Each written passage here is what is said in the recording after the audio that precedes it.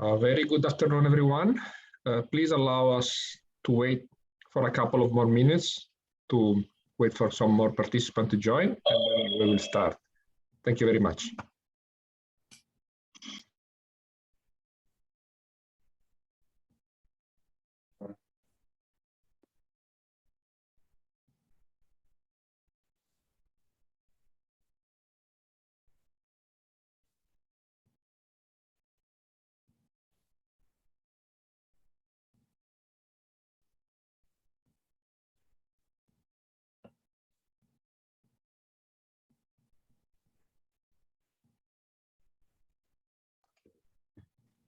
Okay, I think we reach the quorum. We have already a number of people joining our webinar, so thank you very much for joining us today. My name is Francesco Ricciardi. I'm the moderator of today's session, which will be about greening the energy sector. This webinar is part of a wider group of events called the Green Road to Kunming. We already had a first session related to the transport sector. We will have a following one next month related to the coastal development, and then a roundtable of champions from the government that will explain us how they are planning to move forward their green agenda. So why Green Road to Kunming? You know, Kunming is the supposed to be the location where the next COP of the Convention on Biological Diversity is going to take place. So the idea of this series of webinar will be to inform you, especially our friends from the government agencies, to how to guide and the policy actions related to the green development. So today we have a distinguished panel of speakers. I can ask please Chingai to move back to the presentation. We are seeing your screen instead. So we will start with an introduction from our own chief of the energy sector of ADB, Mr. Priyanta Wiyatunga. I hope I pronounce your name well. I always have problems. And then we will have 4 very interesting presentations ranging from the energy transitions and promoting natural sensitive renewable energy and protecting migratory species. Sorry, there's some noise in the background. And then we will talk about the e-sensitivity mapping and something more related to hydropower and dam development. Anyway, without further ado, please let me hand over the stage to Priyanta for his introductory remarks. Thank you very much. Thank you very much, Francesco. Good to see you all. And this important seminar, part of the series of seminar on ADB Green Road to Kunming Energy event. Good morning, good afternoon, and good evening, ladies and gentlemen. Welcome to the second event of the Green Road to Kunming webinar series on environmentally sustainable infrastructure. It is, in fact, this particular one is focused on demonstrating the multiple benefits of integrating green measures in transport, energy, urban, and coastal development projects. The focus today's session is on the energy sector. That's why I am here, by the way. And I understand that we have some of our developing member country DMC officials also attending this session today. Let me extend a special welcome to you, because you are the most important clients as far as ADB is concerned for us. ADB in our 2021 energy policy approved last year, committed to supporting our developing member countries in transitioning to from the traditional energy systems to renewable energy generation. The policy is based on 5 principles. And one of the 5 principles is on tracking climate change, tackling climate change, enhancing environmental sustainability, and building climate and disaster resilience. This is the second principle. Of course, there is no particular order in terms of 5 principles, but this particular principle is as important as providing energy access and affordable energy access to our DMCs. So that's a very important principle in our policy. Accelerating the uptake of renewable energy in our DMCs is a top priority for energy for ADB, and it is key that we do this in a way that is equitable, fair, and takes into account environmental and social considerations in line with our safeguard policy. So whatever we do, we cannot be just confined to energy sector itself only, but we have to think of all the other aspects, including the safeguard policy, where environmental and social considerations coming in, and we need to provide additional adequate consideration for that. Renewable energy, while of course it's a great step forward in terms of emissions, and despite being considered as fully green by many, can have huge impacts on the environment and local communities. All of us know, and development of renewable energy, of course, from energy sector viewpoint, that brings down emissions, and it's great. But when it comes to final putting up this infrastructure, you might have impacts on the you will have impacts on climate, environment, and local communities. So, for instance, hydropower is a case and it can flood entire valleys, require resettlement of thousands of people, and sometimes can up to millions, go up to millions, and irreversibly damage river systems. Today, it's said, of course, this will be covered during seminar, that only 1 out of 4 rivers in the world flow uninterrupted to the ocean. Similarly, wind, solar, transmission infrastructure, while not as extensive, can still have huge impacts if cited incorrectly.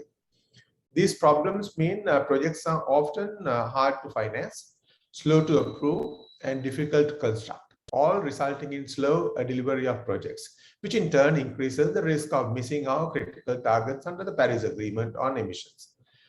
To solve this growing challenge, it is essential that strategic thinking is made at a landscape level in proper planning for renewable energy that looks at how improved design and siting can minimize not only negative social and environmental impacts, but also project costs and delays. So looking at these alternatives when it comes to siting is very, very important. As we will hear about during the presentations today, this can be achieved through approaches and tools such as a basin scale assessment for hydropower, or the use of sensitivity mapping for wind, solar, transmission infrastructure. In addition, where projects are built, there are ways that implementation and delivery can be improved through the use of mitigation and post-construction monitoring, and we will also hear about this today. By incorporating these approaches, it is possible for us to scale up the renewable revolution while not sacrificing local communities and threatened species, and of course, critically, this will often enable us to do it more quickly and cost effectively. And the project implementation delays will be minimized as a result. These tools will serve as critical instrument in helping to activate, to achieve the proposed post-2020 biodiversity framework target for having 30% all land and sea area under protection by 2030. I encourage all of you today to listen to the presentations about these useful tools and engage with our speakers on how to integrate them in upcoming ongoing projects. With those few remarks, I wish to I wish you good, excellent deliberations during this seminar, and get the maximum out of it so that we will be able to make use of it in our project implementation. Thank you so much. Thanks a lot, Francesco. Back to you. Thank you very much, Priyanta, for your insightful introduction. So it's a pleasure for me to have you here. So we'll a couple of housekeeping rules before starting. Please, if you are not speaking, keep your microphone off so we can't hear any background noise. If you have any questions during the presentation, please feel free to drop them in the chat, or eventually raise your hand and I will call you later if you are allowed to do so, because we have different kind of participants today. Anyway, we are going to have 4 very interesting presentations. After the first 2, we will stop for a while to get the first round of questions, and then we'll proceed with the following ones. So it's my pleasure now to introduce you. The first speaker of today is Dr. Ute Collier. I hope I pronounced your name correctly. She's the Deputy Director of Knowledge, Policy and Finance Center at the International Renewable Energy. She's the responsibility of the agency work on renewable energy policy, markets and finance, covering policy for scaling up, end-use decarbonization, green hydrogen, sustainable bioenergy, power sector decarbonization, and as well as energy transition finance and energy access. It looks like a lot of things you are going with that. So she also co-leads Irena Aula's annual flagship publication, which is called the World Energy Transition Outlook. Prior to joining the agency in May 2021, she was the head of energy for the development organization Practical Action, focusing on renewable energy solutions in energy access settings. Previously, she worked at the International Energy Agency and at the UK's Climate Change Committee, and as well in several public sector and non-governmental organizations earlier in her career. So a reminder to you, Ute, and all the speakers, that maybe not all our attendees are environment or renewable energy specialists, but please keep your language understandable to everyone. And also for the sake of our translator, please try to speak slower so that everyone can understand. So the stage is yours, Ute, and see you later. Thank you all. Thank you, Francesco, for the introduction. And good morning from Madrid, where I'm joining you from, because I'm here for another event. So I have the dubious pleasure of having to get up very early for this event. So I would like to provide you with an overview of where we going or need to go with the energy transition to achieve the Paris climate targets. And just to make you aware of the scale of change that's needed. So it is really quite enormous, and it has all sorts of environmental implications. Next slide, please. I'm asking ADB colleagues to control the slides because we had some technical problems.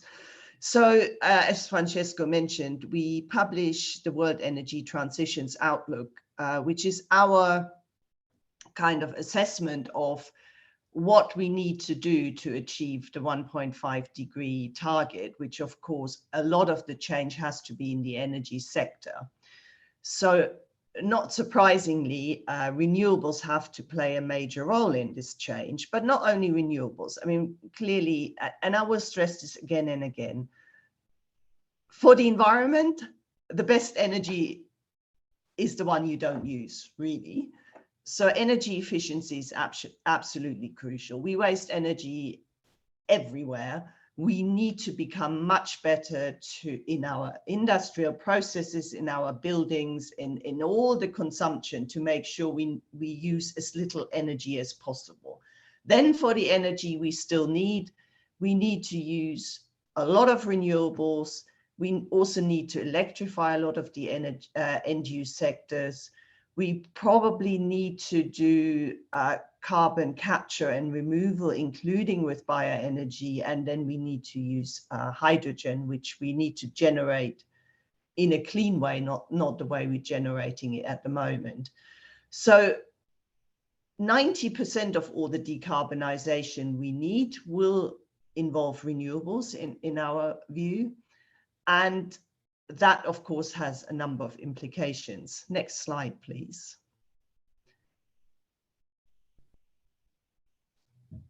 Basically, what it means is that we need a massive scale up across these different areas, across renewables, across using them both directly and in the electricity sector, in energy efficiency, in hydrogen, just about everywhere. And this slide, don't worry about all the words which you might have problems reading. what we were trying to show with this is where we are at the moment and where we need to be in 2050.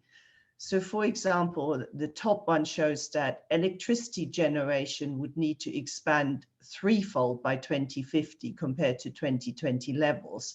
Now, of course, we have seen a massive increase in electricity generation anyway. As you know, especially in your region, energy access is still a challenge. We need to bring electricity to many more people. We also will need to electrify many more sectors, for example, the transport sector, hence a massive increase. And 90% of electricity generation will have to be from renewables, which currently we're at 26%. And renewables in total energy, final energy consumption is at the moment at 19%, and we think it needs to go up to 79%. And of course, all of this will require the energy intensity improvement, and then there are a few other things on hydrogen and CO2 capture. Next slide, please. This is really a massive, massive undertaking. And as I mentioned, electricity is key. Electrifying, and here is sort of a demonstration of what might need to be required. So electric cars, at the moment, we're at 18 million. We think by 2050, at least, unless we manage to find a different kind of model where maybe we don't need so many cars, where we have a very different life, we might need to go up to billions of electric cars. And that includes assumption in our scenarios about reducing car use in cities where it's possible.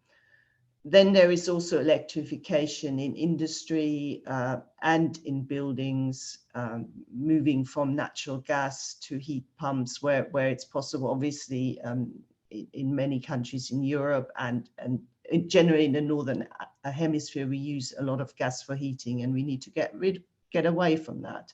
Next slide, please. I already mentioned renewables being absolutely crucial for decarbonizing the power sector. And on this slide, we have the global picture, but also the picture for Asia. So at the moment, we do of course have renewables, and we've already seen a massive increase both globally and in Asia. And a number of Asian countries, of course, have led the renewables revolution in recent years, especially India and China, where we've seen a massive increase. But as you see here, we still need to, by 2030, increase renewables in the electricity sector by a factor of 4, and by 2050 by a factor of 10. In Asia, a factor of 4, factor of 9. And if you look at the colors there, you can see that a lot of this will have to come from solar PV, but also some of it, of course, from offshore and onshore wind, and we will see a further hydro expansion. Next slide, please. Then we will also, and a lot of people think it's just about electricity, but of course it isn't.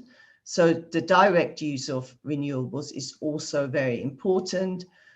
And in that, bioenergy is absolutely key, which undoubtedly will have environmental implications. And many of you will be aware of some of the controversies we've seen around bioenergy, whether it's palm oil from Indonesia, but also other aspects like growing energy crops in places and supposedly replacing food production. So we would need to see a very large increase of bioenergy, both biofuels in transport, biomass to be used directly in industry as well, and biomass used in buildings. Now, of course, when we say buildings, we mean uses for things like heating and cooking. And cooking, we have this major problem globally at the moment. And I say globally, it's of course in the developing world, mostly in Asia and in Africa, where there is a lot of biomass cooking in a traditional way, very inefficiently, causing massive deforestation, etc. And we have something like 2.6 billion people still cooking this way. And clean cooking is, of course, one of the major aims under SDG 7, Sustainable Development Goal. Clearly, we need to replace these very inefficient uses and then obviously, some of this will mean we will have a better chance to protect local forests, but some of it will also be possibly freed up for other uses. And then on the right side of the slide, there are other renewables, solar thermal specifically, that can be used, and also geothermal potentially. Everything needs to be scaled up. So a massive undertaking. Next slide, please. Here is a graph which shows some recent work we've done specifically in Southeast Asia on scaling up biomass. And it basically demonstrates what I had in the other slide, looking specifically at Southeast Asia, looking at different sectors, and the potential scale up that is needed for bioenergy, and especially in the industrial sector. And the industrial sector is because we often have little alternatives, because you need high-grade heat, and bioenergy is one way of generating very high temperature heat. There are other ways, and people talk a lot about hydrogen, but from what we know at the moment and what's technologically possible, we think there is a big need in industry. Also, to some extent, the transport sector, and then this change in buildings as well. So potentially bioenergy could become the largest energy source, with a very large contribution to primary energy supply. Now, of course, it's a big challenge to do this sustainably, undoubtedly, and I'll come back to that in a moment. Next slide, please. All of this will cost money, and we already see, of course, energy investment is a very important area, and it will need to scale up massively. So what you see in this graph on the left here is the current plans from governments, what they're already doing in renewables and all the other energy areas, and this includes fossil fuels. So under current government plans, we expect to see about $35 trillion in the next 10 years. To achieve this switch to much more renewables and much more energy efficiency, this would need to scale up to 57 trillion, and that's just in the next 10 years. It's a very large increase. And if you look at the trends in just the last couple of years, it doesn't look as if we're getting there. Next slide, please. But of course, it's not just about spending the money, it's also about ensuring that we have benefits. Now, on the benefits side, of course, it would bring a major reduction in emissions, but it would also bring other benefits, provided governments implement the right policies. So we think around 85 million energy transition related jobs could be created, as well as other benefits. And amongst the other benefits is, for example, energy access, where if we bring renewables, it's going to be revolutionary, as we already see in many places.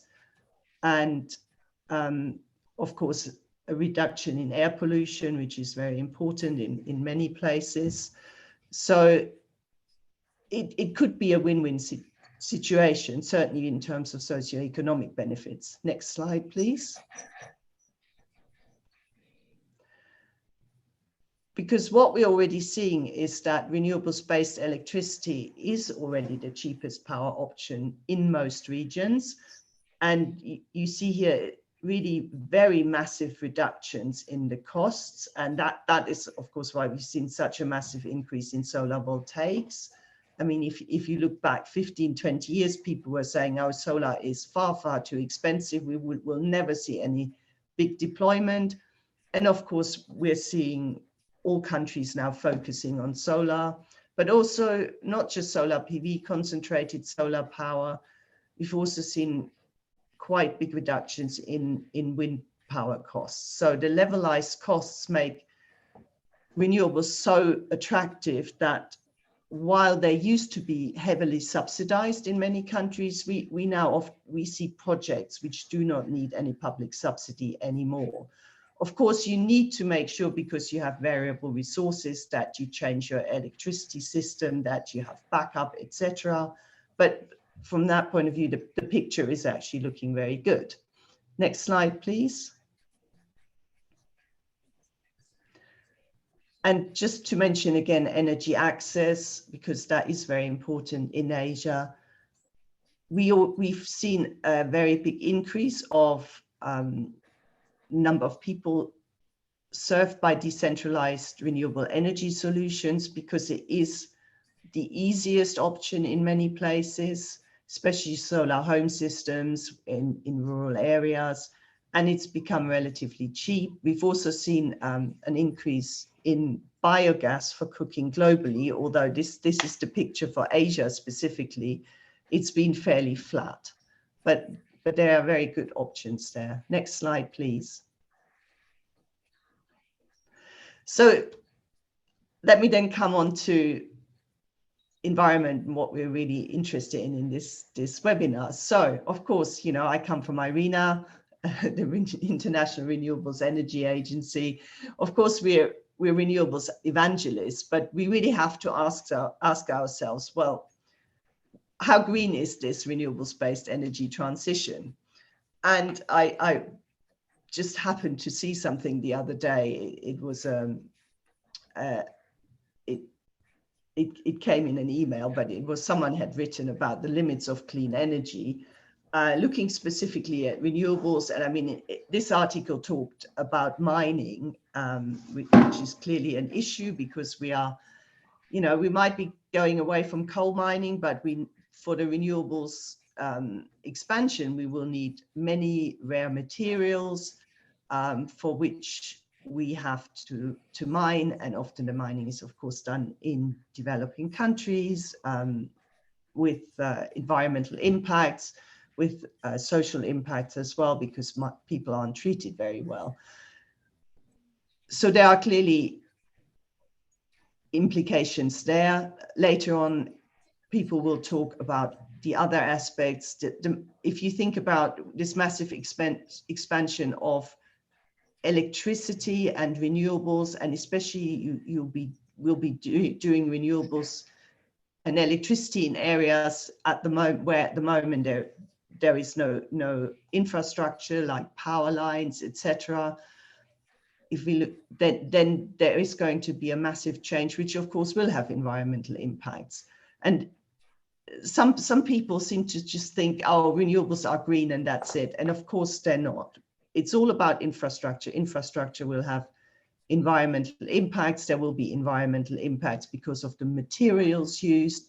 Bioenergy will have massive impacts, and we must do our utmost to minimize these impacts and to understand the impacts as well. So currently at IRENA, we're doing a number of things, and on this slide, I just put something up from some current work we're doing, looking at the cumulative waste from solar voltaic projects. Because as we are putting up so much solar voltaics, as you know, there are massive solar farms in many places. These we expect to have a lifetime of maybe 20 years.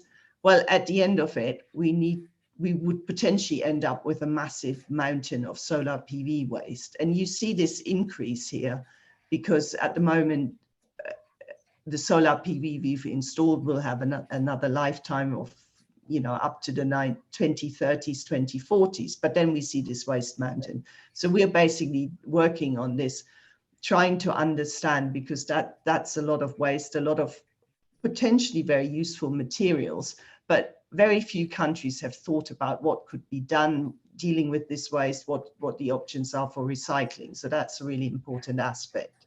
Next slide.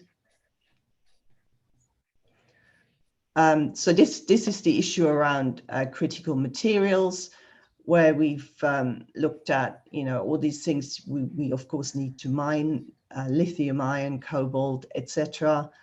But so there will be a very large increase in demand, which will of course have environmental implications. But it also means, it can have geopolitical impacts because of where some of these materials are located. Next slide, please. So at IRENA, we are very aware of some of these impacts, and we are doing a number of work streams. Bioenergy is very big for us because we do think there needs to be a significant role for bioenergy, but we want to be sure that it can be done in a sustainable way. As I said, we're working on the end of life of solar PV. Clean cooking is a big issue for us, which if we are able to get more renewables into that area, it is a definite win-win. We're also looking at adaptation, climate change, and the role of renewables. We haven't done any work so far on some of the issues we'll be discussing later in this webinar, like the impacts of the environmental impacts of some of the infrastructure to do with power lines, for example. We haven't really done much work on the environmental impacts of hydro because others are doing that, but we're very, very aware of these issues. And because we are concerned about this, next slide, please. We have recently joined the Clean Action Coalition, which was set up at COP26. So we became one of the founding members together with other organizations, WWF, BirdLife, ICLAI, the Nature Conservancy, Alliance for Rural Electrification, to help make everyone aware that the energy transition could potentially have impacts on the environment and on nature, and that we make sure we try and minimize these impacts. But the main thing I really wanted to bring across with this, the scale of change is absolutely massive. And I think that not enough thought has been given to that scale and what the implications are. And we do urgently need to think, and with organizations like the development banks, and especially to look at how we minimize these impacts before we rush into something where if we do it wrong, we could potentially have worse impacts than we have at the moment in our energy system. And my final slide is just my thank you slide. So this is this is where our office is based, in Abu Dhabi, which is a very good place for solar PV, of course, but it's also a very challenging place in terms of getting away from a very fossil fuel based economy.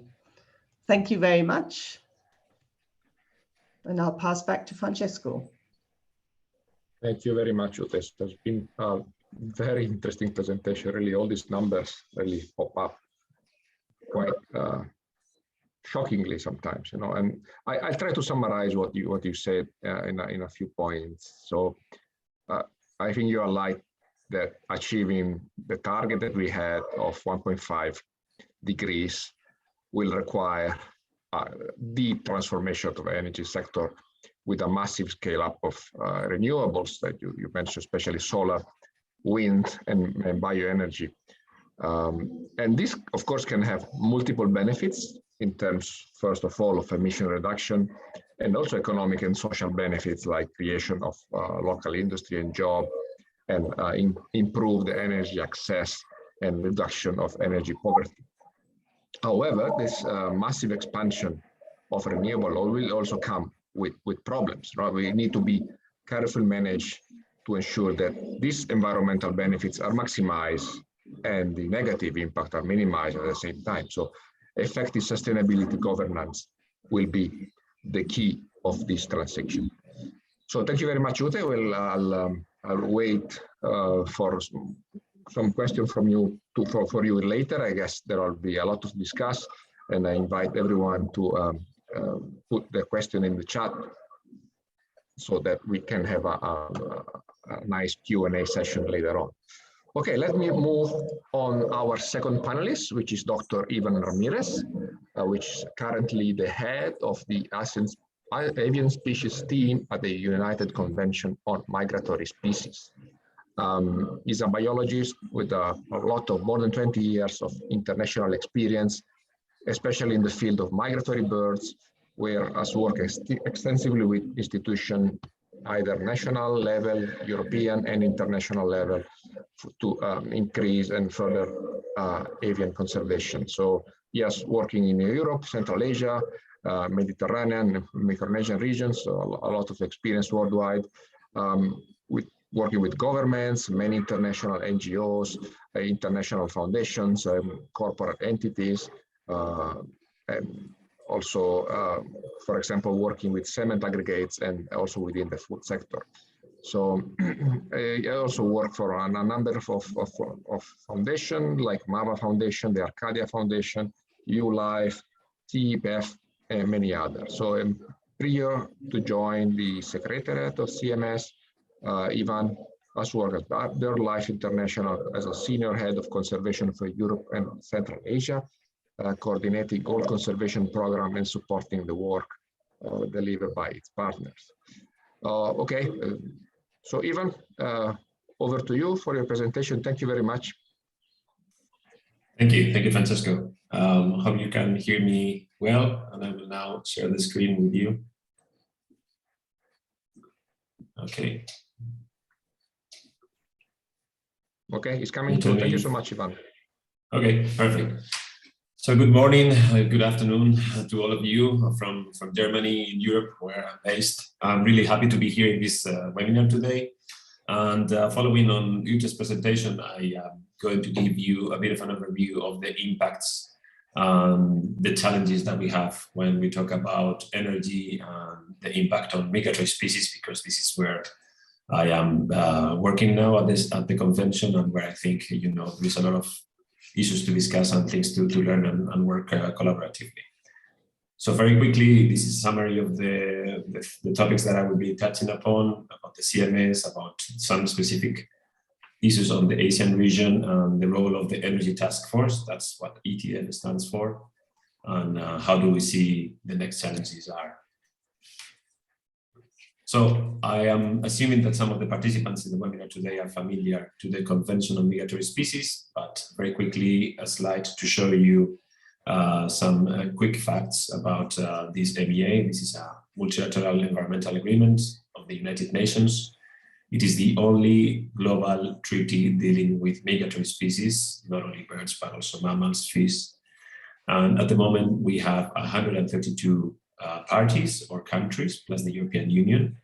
You will see that in Asia, we still have some gaps, let's say, from the point of view of countries, but not so much in terms of other organizations that are members or stakeholders of the CMS. And as I said, it's the only global treaty that deals with this at a global level, migratory species. We have some other important agreements that are linked to us that are relevant to the Asian region, specifically the Raptors MOU, and also Iowa, the African Eurasian Water Bird Agreement. And before we dive into the details, I think that is quite important for us to have a flywheel perspective. This is how we study and how we work from the point of view of birds at the CMS, we have to have a truly geographical and holistic approach. And for those of you that may not be really familiar with it, the Asian region is vital for migratory species. We are talking of, at the very least, 3 major flyways. Those are routes followed by the birds that uses the Asian region. You have the East Asia and East Africa flyway. You have the Central Asia flyway, and you have the East Asia, Australasia flyway. You have there in the graph, hopefully you can see some of the polygons that more or less delineate these flyways. We are talking of, for example, the East Asia and Australasia flyway, 22 countries, 50 million migratory birds, 250 populations, 36 globally threatened species. And if we talk about the Central Asia flyway, again, a superhighway that encompasses 30 countries and 300 bird species, not to mention, how many of those are threatened. This is the way that we approach bird conservation from an international perspective. And to give you an example of your region, this is an example from the action plan on the endangered Far Eastern curlew. You can see that it visits pretty much, the key regions in the southeast and north parts of Asia. And well, we're using bird tracking, or our stakeholders are using bird tracking to understand where are the key hotspots for these species that we will need to protect or to manage, and also where many energy developments are happening at the moment. And so they need to actually work together on addressing these threats. So what are the threats for these species? Well, they are varied, and I'm not going to go into every single aspect of those, but in this slide you can have a quick summary about some of the key threats that are affecting migratory species, and in particular birds. We will be focusing today in this webinar in basically habitat fragmentation and degradation, but also in what we call obstacles to migration. That would be any kind of inappropriately placed infrastructure, such as, for example, energy infrastructures.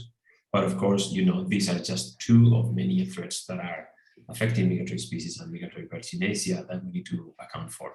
Now, the CMS has quite a range of instruments, as we call it, that could be from an action plan to a task force to an initiative that are dealing with specific threats or specific species. And we are going to focus today in one of those, which is the ATF, the Energy Task Force. But I think it's important that, again, we apply a holistic approach about the number of threats that are affecting biodiversity. I'm not going to dive a lot into the details of the energy after the presentation that we had from Irena, but I think it's relevant, of course, to say that the Asian region has got major challenges. We are expecting, according to the data that we found, a 70% growth on energy in the Asia Pacific region, excluding China, of which 68% could be solar, 18 wind, and 11 hydropower. And there are many bird species that are susceptible of collision, electrocution, because of not properly placed energy infrastructures. I mean, I'm putting here some of the examples, but many others could be quoted. Now, the importance is, of course, we need to make sure that we improve livelihoods and that we follow the UN SDG goals, so Sustainable Development Goals, but that we do that on a way that we can maintain biodiversity values, economic growth, and the ecosystem services that species will provide to all of us. How do we do it? Well, that's, of course, the $1 million question, but I hope that we can give you some information about the way that we are trying to do it at the very least. With regards to energy and renewable energy and migratory birds, as I said to you, some of the key threats are listed here in this slide. And basically, if we are not doing this properly, we will have habitat loss and fragmentation. We can have collision with power lines or wind turbines. We can have electrocution, but also some of the other threats that maybe are not that well known are the deviation of migratory routes. That is, birds that need to change the way that they are migrating across the countries. And that has an impact in their body condition, in their breeding success, and of course, an increased mortality. Now, the Asia Pacific region is still behind in terms of the number of studies that we have published in terms of the impacts to migratory species. I mean, on the top section of this slide, you will see a percentage of a review that was done about well, basically the research that have been published in power lines and impacts to biodiversity. And you can see that Asia accounts for just 6.1% of the total of the studies at that time of this review, which is maybe 3 years old. So, sorry, definitely we have an issue here. We have a gap in terms of data knowledge that we will need to address as soon as possible.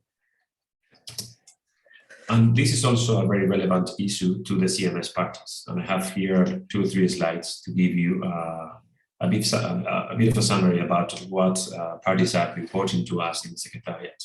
Well, 60% of the parties are reporting issues with power lines and electrocution, and about 50% of them are also reporting issues with wind turbines. Another 20% more or less are reporting issues with renewable energy. This means that this is a very important topic for our parties and for our stakeholders, and also an area where they are actually working at the moment. So the next 2 slides, starting with this one, is about what are they doing and how are they tackling this, which I think is quite relevant for this webinar today. We can see that they are applying mitigation measures, that they are applying cooperation between sectors, such as, for example, investment banks, the governments, the NGO sector, etc. They are applying spatial planning and mapping and monitoring and evaluation. But as you can see from this slide, we are still below, even half of the parties applying this, which identifies a gap. This was about power lines, and this is about renewable energy as a whole, where again, they are reporting that they are working on drafting legislation and elaborating national guidelines. They are promoting, the right measures and engagement initiatives. They are monitoring, and again, they are cooperating. These are indicators that we are starting to compile, and we are hoping that they will increase. But still, we believe that this can get better over the years. And how we plan to do this, and how we are actually doing it now at the moment, is through a platform that has its mandate from 2014 through Resolution 1127 of the CMS COP, and it's called the Energy Task Force. Now, the Energy Task Force is no more and no less, but very important from our point of view, than a forum for developing and disseminating best practice. And that includes policy and technical guidance. And we are trying to engage all relevant stakeholders that can sit together with governments, with the NGO sector, with researchers, with financial institutions to discuss and to make sure that the key information reaches out the relevant groups. And this is a multi-stakeholder membership. You can have here, some of the current members and observers of the ETF. Basically, there's no fee for any government to join the ETF. Likewise, for any other observer, of course, NGO or research institution. We do have MEAs quite relevant, like the CBD, the Ramsar Convention, and many others. We have industry. We have multilateral organizations such as IRENA, for example, but also many NGOs, and of course, many countries. The membership is increasing, and the idea is that we make sure that this becomes the hub for everybody to discuss. And for sure, I would like to expand the invitation for the audience to join us. And how do we work? Basically, we provide a unique platform for cooperation, as I said, and that means making sure that UN institutions, governments, investment banks, technical experts, NGOs, and others have a place to discuss through specific meetings, through webinars, through dedicated meetings like the one that we're having today for specific parts of the world, where we facilitate the development of best practice, where, very important from my point of view, we identify knowledge gaps and address any topics that we believe are an emergency that need to be addressed from this holistic perspective. And definitely what we do is to promote uptake by the public and by the private investors. It is very easily said, but very important that we keep promoting the best guidance available. And I really encourage you to basically go to our website. And you can even just Google it, CMS ETF, and you will find a lot of guidance.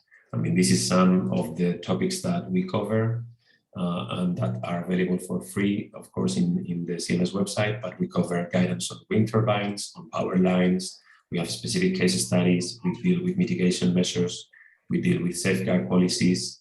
And we have a complete program of work that we update on a yearly basis, where you can have specific technical groups where you can discuss key issues such as, power line electrocution or retrofitting of power lines or power line design.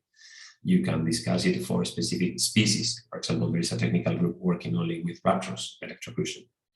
But most importantly, also we identify gaps. And to give you an example, in the previous meeting that we had in February this year, we identified the need to improve the engagement with the finance sector to make sure that the guidance that is being produced reaches out in time, and that this is passed, to governments or the investors that are deploying these energy developments across the globe.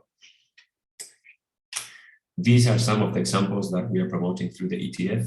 I'm not going to go into the detail because I believe Therese and other colleagues are going to cover them, but definitely we are more than interested in promoting sensitivity mapping, to promote strategic environmental impact assessments and good practice, either on post-construction or on monitoring.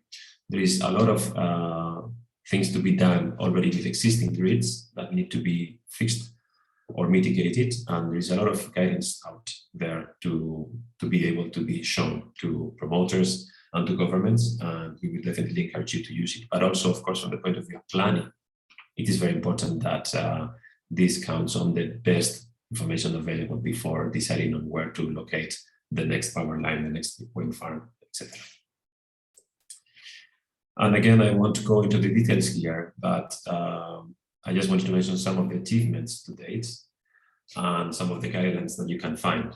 I don't think we need to go into the specifics unless some of the people in the audience wants to question it, but I think that the key point is that this is all available and it's a work in progress. We are making sure that any new piece of information, any new piece of guidance is updated and published here in the ETF website. And of course, we ourselves are commissioning new work in areas that we will need.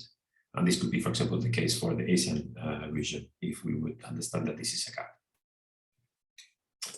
So the last two slides from my side, from my point of view, at least to finish with a bit of a positive note, are with what we could call, the typical conservation dilemma when we talk about energy or habitat destruction, and how do we ensure that actually this does not affect economic growth. I'm giving you here in this slide some facts about some of the key migratory species that are in your region that are actually quite threatened, that really depend on coastal habitats. You have here the Carley's sandpiper, the red knot, or the far eastern curlew. They are declining, and we need to be very, very clear here. They are migratory species that cross many, many countries that are declining, 80%, 57%, 81%, over just 2 or 3 generations. They really need coastal habitats. They really need habitats that are basically healthy for them to roost, to feed, to migrate during their stopover, during their wintering, during their breeding part of their life cycle. But the question is, will actually species and site protection allow for economic growth? I mean, in other words, if we have to put here, an offshore wind farm, or we need to decide whether we put, the next solar panels, is this going to work? Well, what science is already telling us is that yes, this can actually work if we are doing it correctly. Because, for example, a study that I quite like that was published in 2021 for the region says that just the protection of intertidal habitats in the Yellow Sea provided $30 billion per year in ecosystem services. More research is needed, but we're talking about commercial fisheries, shoreline protection, recreational services, water purification, salt reduction, and many others that we believe can be achieved if we apply the right tools and we apply strategic planning. So I hope that you basically with us in this message. And my last slide is just to say thank you to all of you, and definitely to encourage you to visit our website or to write us an email if you have any questions about this. Thanks. Thank you very much, Ivan. It was a very interesting presentation. I wasn't aware there were so many flyways around Asia, especially. Before jumping on the first question and answer session, please let me try to summarize or get some of those take-home messages from your presentation. So I understand that you said that improving livelihoods and achieving the sustainable development goals require both the transition to renewable energy and maintenance and enhanced protection of the biodiversity indicators. So in this case, we are talking about birds. So some of the major threats that affecting migratory birds in Asia are habitat fragmentation, degradation, illegal killing and trapping. Also climate change is pretty important as well. Then the Energy Task Force of the Convention on Migratory Species was established in 2015, so not many years ago, but now it's already the world's leading platform which try to integrate the conservation of migratory species across the energy sectors, bringing together governments, multilateral environmental agreements, even ADB, investors, private sector, NGOs. So also applying, I guess, the right strategic planning is of paramount importance, either to mitigate the risk to migratory species and also to ensure the region can continue to benefit from the ecosystem services that the birds provide. So I guess what we need now is more technical guidance. Even some of them is already available in your website, as you share in your last slide. Okay, thank you very much, Ivan. Maybe we can start with a really quick couple of questions, then we can go back to them later, maybe during the final session if we have, if I have more time. Please let me find the chat again. I have too many windows open at this point. Okay, so the first question that came in was for Ute. It's a very large question, but I hope you can give us some quick answer to this. So the question is, based on your experience, what renewable energy is possible for developing countries to implement, both in terms of cost and operation and their impacts? I guess the first answer will be, it depends on the country, but maybe you can tell us something about this. Over to you, Ute. Yeah, I actually started answering the question in the chat, but I mean, of course, your first question is, you know, what's your resource potential? You know, not everything is possible everywhere. I think probably everywhere has got a reasonable solar resource, but I mean, you can't. There's lots of countries you can't do geothermal or you can't do hydro. So yeah, and wind also. You know, wind resources depend. I mean, every country has some renewable potential. Some countries are a lot better than others, which is why some countries are looking even at basing large global, large solar deployment and then exporting it through electricity exports or hydrogen exports or whatever. I mean, in terms of cost, well, again, that is partially linked, of course, to your potential, because the better your potential, the lower your costs are, because you get higher output. So as I showed, the costs for solar have come down substantially, and wind can be very competitive if you have good potential. I think, you know, the question, of course, for a lot of developing countries is, can you get the financing for renewables? And we've seen this everywhere, that the problem is that if you have a high risk profile, financing might be difficult to get hold of. So I think the issue is not about, well, you start with looking at what you could do in terms of potential and in terms of your needs. If you can get the financing, I mean, operations, well, obviously you then need to have a trained workforce as well, which if you starting from scratch can be a problem. So you need to address that. And there was impacts in that question as well. Generally, solar PV will have a very minor environmental impact, apart from the potential waste issue I raised. But if you're looking at some of the other renewables, hydro or wind, yes, there can be a bigger impact, which is why you need to ensure you do your environmental impact assessment, sustainability governance for bioenergy, etc. So it's just not so simple to answer that question. It does all depend. Yeah, I agree. It's a very complicated question, but yeah, thank you very much for your answer. Before moving on the next questions, I would like to invite our delegates from the governments. Please, if you have any questions, please feel free to either raise your hand or send us in the chat box. We will be very interested to hear from you. Before moving a bit on question to Ivan, I have a question, personal question. Maybe you can quickly answer that. It's about the subsidies that maybe our government friends will be interested to hear from it. So I understand that one of the problems in transitioning toward the renewable energy is there are still a huge amount of subsidies flowing into fossil fuels. Do you think that resolving this issue, maybe shifting some of these subsidies on the renewable energy, would help the transition?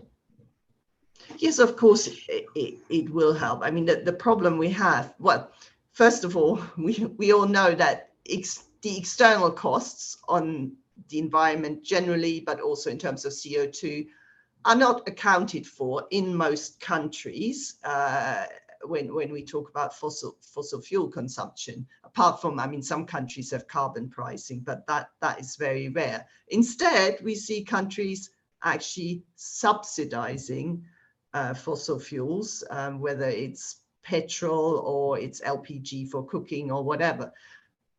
So it makes it very difficult for renewables to then compete in what is not a level playing field. But we've got to be careful. Just removing the fossil fuel subsidies can have some impacts because quite often they're used, I mean, I'm thinking of LPG for cooking, for example. They're used for specific social reasons to help ensure that poorer populations have access. So we need to do it carefully.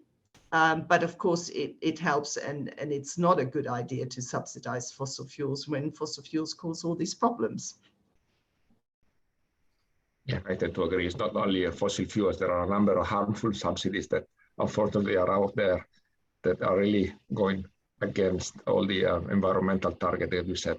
Thank you very much, Ute. I think we move to Ivan for a couple of questions, then move to the third presentation, and we have probably a larger question and answer session after that. So Ivan, we have a question from Marianne on the chat box, and she's asking, how does the ETF support governments in terms of policymaking and financing? And could you cite specific example if it's possible? Yeah, that's a good question, and thanks for asking it. Well, we don't have a lot of time, but I would like to summarize it in 2 points. One, in terms of financing, the ETF, as I said, is a global platform. The CMS has the parties, the governments as its main contributors. It is not a financial tool, but a platform that allows governments and other entities to find the most suitable scenarios, let's say. So to give you an example, if a particular country has an issue and is reporting an issue with maybe a particular species or a group of species being affected by renewable energy, we will work together with them on identifying the root causes, and then we will define either a project or we will cooperatively submit a research project or just a mitigation project. And you can find many examples in the ETF website. I mean, there are very successful cases such as the ones in Mongolia, where pretty much all the dangerous power lines were, as we call it, retrofitted, so fixed for basically stopping the high mortality of a particular species, the sacred falcon. And this is probably one of the biggest successes in Asia. But there are also many other stories in Jordan, for example, in Kenya, in Egypt, where we are working with the governments to tell them, what best solutions are available, and for them to help them at the planning phase or at the implementation phase or at the mitigation phase. So basically, this is the way that we will do it, make sure that the parties get information right in time, and then that we help them to find the solution. Thank you very much, Ivan. Okay, I think now it's time to move forward to our next panelist. I'll wait for Ute and Ivan later on the final session for further questions. Okay, our next speakers are our own Duncan Lang, which is our senior environment specialist in the safeguard division in ADB, is our main focal point for the EU sensitivity mapping, which is developing in collaboration with BirdLife. And the other speaker is Tris Allinson, which is a senior conservation scientist for BirdLife International.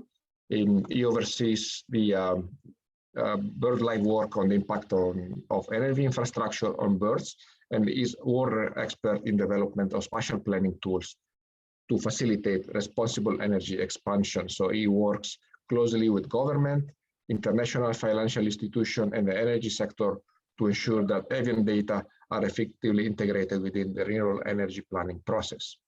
He's also frequently contribute to global scientific and policy fora on topic of biodiversity and energy. And this is also the chair of the technical working group of the Convention of Migratory Species Energy Task Force, and a founding member of a coalition linking energy and nature for action called Clean Action. Okay, over to you, Duncan and Tris. Thank you very much. Thanks, Francesco. So Tris is going to show the presentation, and I will kick things off with a few slides, and then Tris will take over for the bulk of it. So today we're going to talk to you about sensitivity mapping and its potential use in emerging markets. I have to say a big thank you to the Korean E-Asia Fund, which has been provided the funding for us to do this work. So many thanks to the Korean government. So from an ADB context, to kind of set the scene, some of you may be aware that we've just scaled up last year our climate ambitions to deliver 100 billion by 2030 of climate adaptation and mitigation finance. And of that, 66 will be for climate mitigation. So renewable energy is very much in the middle of where we're going with what we're trying to do. We've also committed to being Paris aligned by 2025, with the sovereign operations to be even earlier than that in July 2023. And already within all of our project portfolio, we already have a lot of green energy targets within our green bonds. We have 20% there, and we also have renewable energy projects and energy efficiency ones within our green bond that we issue, which totals 4 billion. And we see really that there's a huge, well, I mean, it goes without saying when you listen to what Ute was saying, wind, solar and transmission projects will become more and more important for ADB, along with everybody else in the rest of the world. So next slide, please, Tris. So obviously, Ute started us off there, and so did Ivan, about the challenges. But from a ADB perspective, we can give some kind of fairly concrete examples of things that we have, you know, experienced in the field in how we are pushing forward projects, and these are challenges that are real. So first off, what we often find is that the renewable projects we do come through our private sector teams, and they will work with in a country, and the projects will be presented to, say, ADB at a fairly late stage. But the areas where those projects have been identified are provided by the government in particular blocks, and then the winners of those blocks then try and take forward a project, do an EIA, etc. on it. But the problem is that that really means that one of the key parts of what we call the mitigation hierarchy is missed, which is avoidance, because sometimes those places are not suitable for renewable or transmission energy to be done. And that means that in cases like for ADB, sometimes it means we just cannot finance a project. And all you can do in a situation like that is do some micro-siting of turbines. You may be able to change the design of the turbine, or you can do some mitigation, like perhaps curtailment. But that all presents problems, and it's far better to start off with the avoidance piece there, which is challenging, and we find that on a day-to-day basis. We also see quite often that there's issues with power purchase agreements. These require companies to deliver projects and make them operational within 2 to 3 years. And that means all of the due diligence work and the construction needs to be done in a very short time frame, which is extremely challenging for any developer. And it causes problems when it comes to lenders to want to finance that work if the due diligence is not done correctly. And then going with that as well, there's an incentive to try and do these things quickly. So feed-in tariffs are there to try and push the developers to deliver more quickly. But again, that causes problems with due diligence as well. And then lastly, as we saw from Uta's earlier slide, the amount of requirements in terms of renewables and transmission in developing countries is quite limited. So what you need to do for an EIA, for a wind farm, may not be very high if it's for a national requirement. And then that places a lot of burden on the likes of ADB. We have to ask for a lot more, and those conversations are often quite challenging to try and get those projects approved. Next slide, please, Tris. So while those challenges are all there, we do see that there are opportunities, and we don't want this session to be all negative and doom and gloom. And so Tris is going to present us with some solutions. But to start us off here, there's some obvious ones here. We feel like that the SEA strategic environment assessment approach is something that we would like to see done more regularly at a sector level in developing of renewables in particular countries. We know other international financing organizations like the IFC have been trying to do this, and I think it's something that we should do as well. We also think that engaging early on in the process with governments is very important to really try and mainstream biodiversity into the thinking there. And so one of the ways that we hope we can try and do this is using sensitivity mapping tools, so that they can actually use those tools to develop and identify areas which are the right places for renewable energy and areas which are the wrong places for renewable and transmission energy. So I'll stop here and go over to Tris, who will give you more details on all this. Thank you very much. Thanks, Duncan, and hello everyone. It's a great pleasure to have this opportunity to speak with you today. So as we heard from Uta to begin with, we're at the start of really seeing a massive transition towards renewable energy, with a huge emphasis on wind and on solar PV.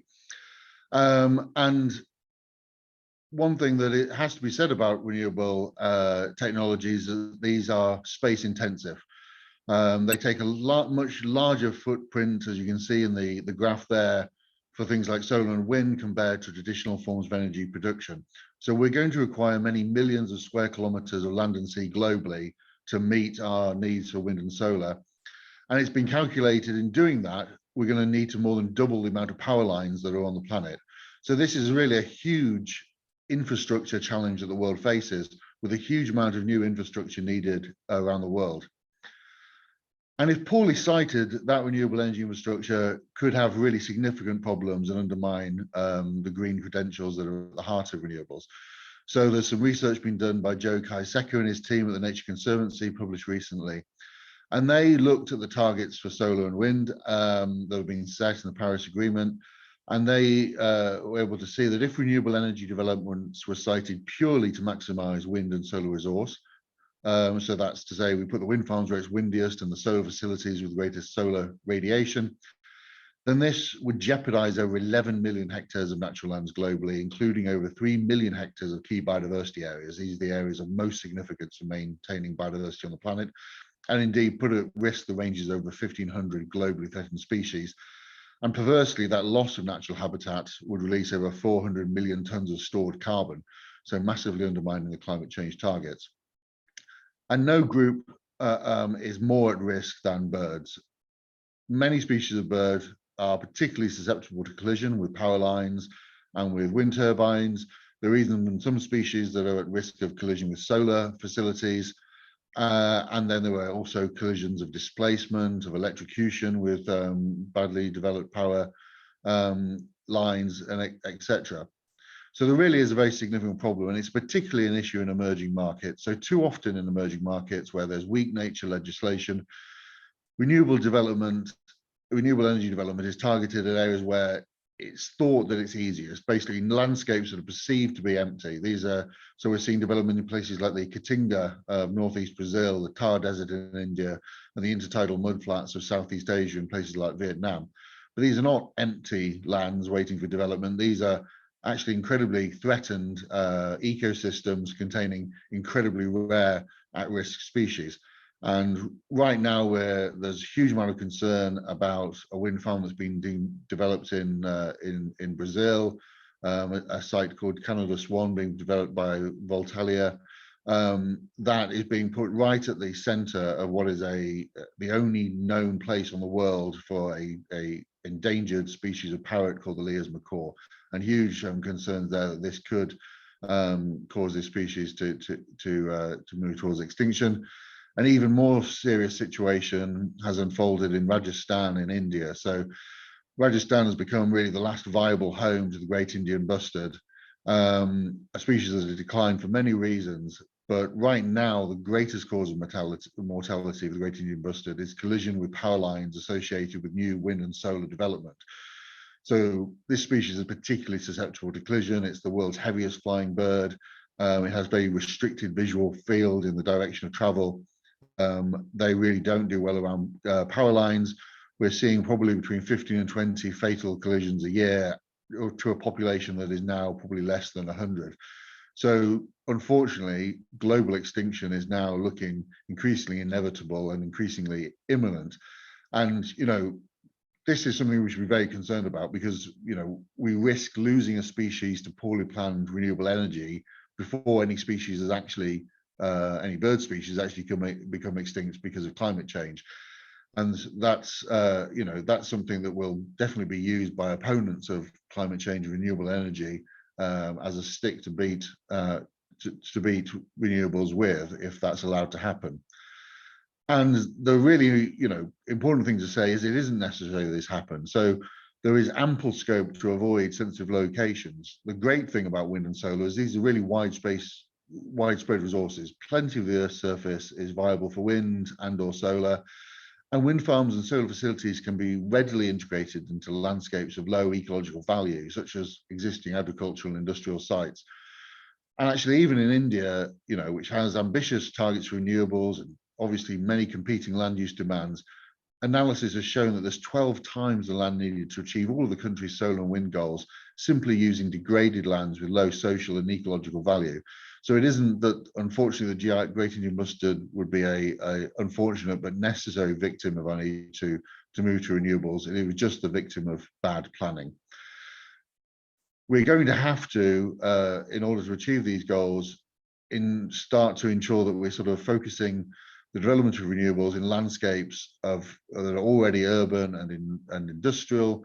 So employing things like agrovoltaics, which allow solar and wind to develop alongside agricultural systems, and developing small-scale decentralized facilities where that's a better option as well. And what we absolutely critically need to do is to ensure that there's good spatial planning which considers birds and biodiversity right from the offset in planning. So people will be used to the fact that in this sector, people consider at a landscape scale things like the wind resource that's available, the geology, what grid connectivity there may be. And what they also need to do is consider alongside that avian sensitivity, so that considering all of these things in a round will allow us to choose the optimum locations. And the very first sensitivity maps were developed by BirdLife's partner in the UK, the Royal Society of Protection of Birds, for Scotland.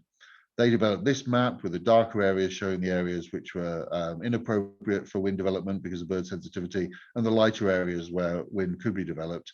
And if you look at today, where the wind farms, both the blue and green shapes on this second map, you can see that those areas that the RSPB identified as being least sensitive, most appropriate for wind, have to a very large extent been the areas chosen. And Scotland is seen as a great example of how you can very rapidly expand the wind energy sector and do so in an environmentally sustainable way.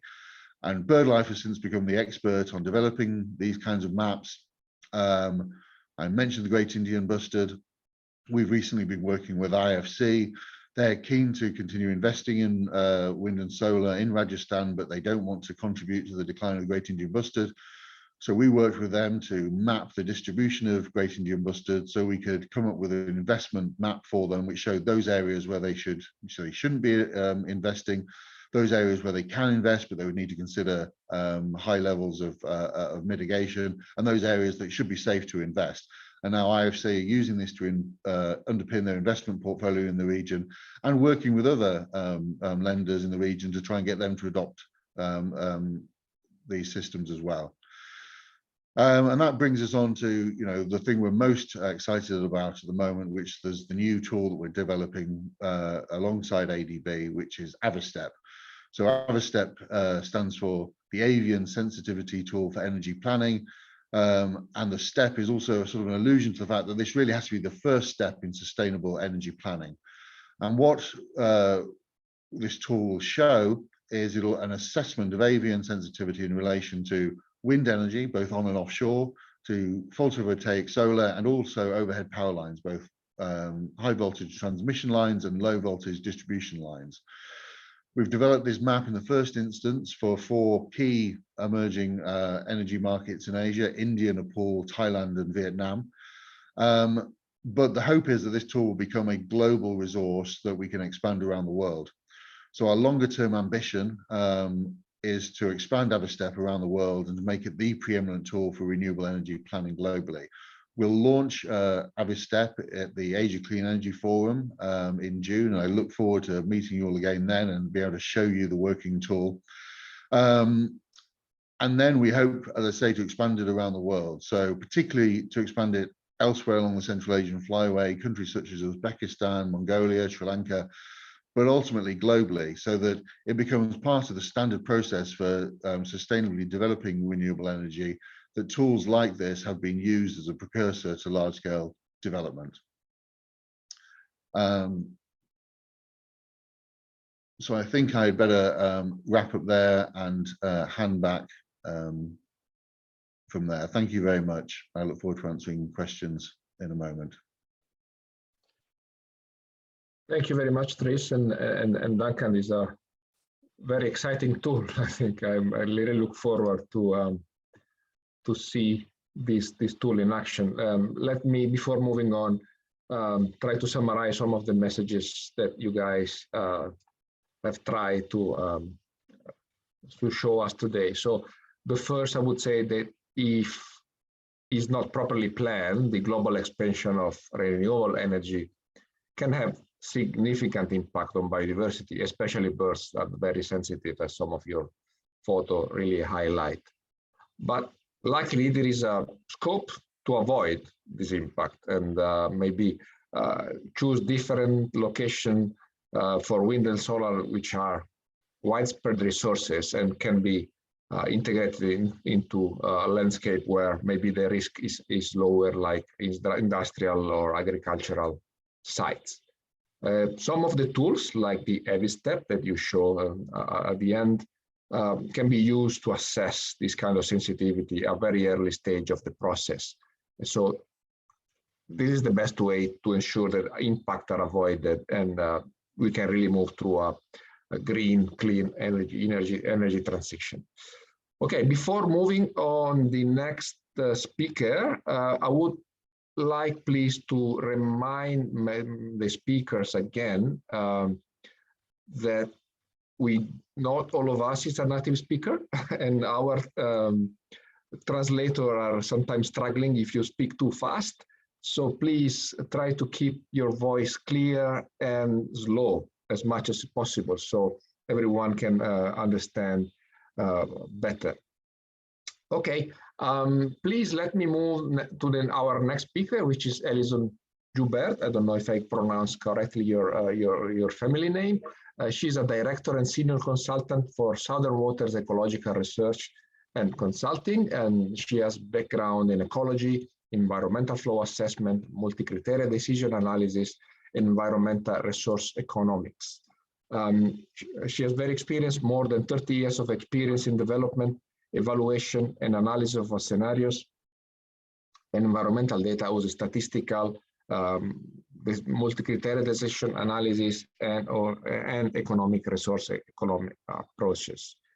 Okay, let me please hand over to you, Alison. Thank you very much. I'll just share my screen.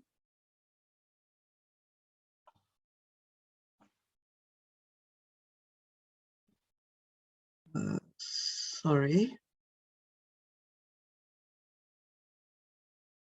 Okay, coming through. Thank you.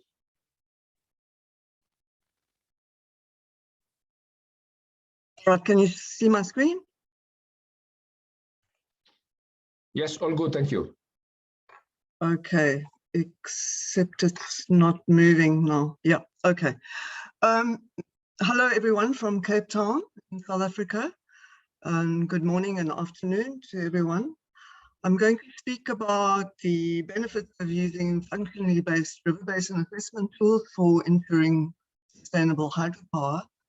I'm actually really presenting on behalf of Prof. Kate Brown, who unfortunately couldn't be here today as she's traveling to Asia at the moment. So the main point of the talk will be to illustrate that rivers, as we know, obey the laws of physics. And given that, it means that any change to the flow and sediment regimes of the river will change the whole river system. And that in turn has impacts on the biology, which adds another several layers of complexity to the system. So ultimately that means that sustainable hydropower or enabling sustainable hydropower means working with rivers and working with river processes. And we need, therefore, assessments at the basin level and project level to enable that.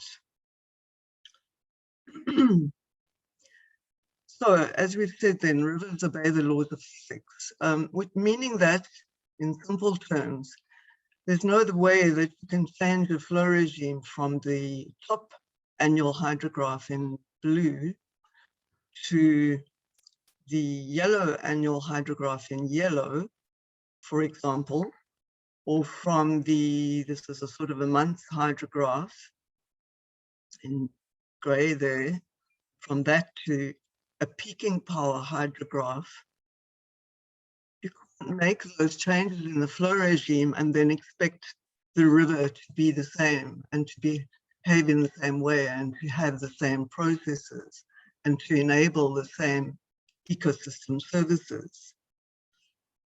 Particularly if, as a consequence of building hydropower dams, you've blocked off sediments, and so you have a sediment-free, hungry water in the river, which has consequent effects on erosion, etc. Looking a little bit more at those processes then, we have different types of river channels, from braided meandering channels generally at the lower end of river systems, working one's way up the river systems to mountain streams, which often have bedrock or large bed material at the top of the river stream in the mountain streams. And they have associated characteristics, those different channel types, in terms of width and sinuosity, curviness of the river, in terms of grain sizes of the substrate. And the processes affecting those include, as we've mentioned, the sediment supply and the flow regime.